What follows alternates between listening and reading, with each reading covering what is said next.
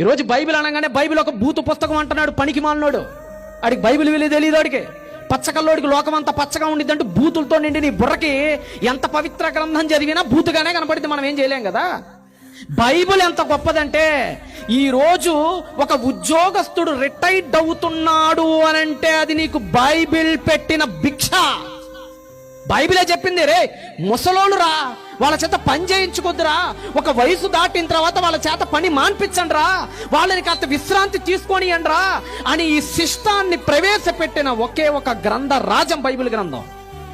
మీకు తెలుసో తెలియదు, ఈరోజు మనం తెలియకో తెలుసో పరోక్షంగానో ప్రత్యక్షంగానో బైబిల్ మీదనే పడి బతుకుతున్నాం. మనందరం మనకు వస్తున్న చట్టాలు, ఈరోజు మనం బ్రతుకుతున్న రాజ్యాంగాలు, ఈరోజు మనం అనుభవిస్తున్న మేలులు, మనం అనుభవిస్తున్న పథకాలు అన్నీ కూడా అడుదిరిగి మీరు చరిత్రలోకి వెళ్ళిపోతే ఎక్కడికి వెళ్ళి సింక్ అవుతాయో తెలుసా మీకు? మీ దగ్గర ఉన్న దివ్య గ్రంథ రాజ్యం దగ్గరికి లాగిపోతాయండి అవన్నీ.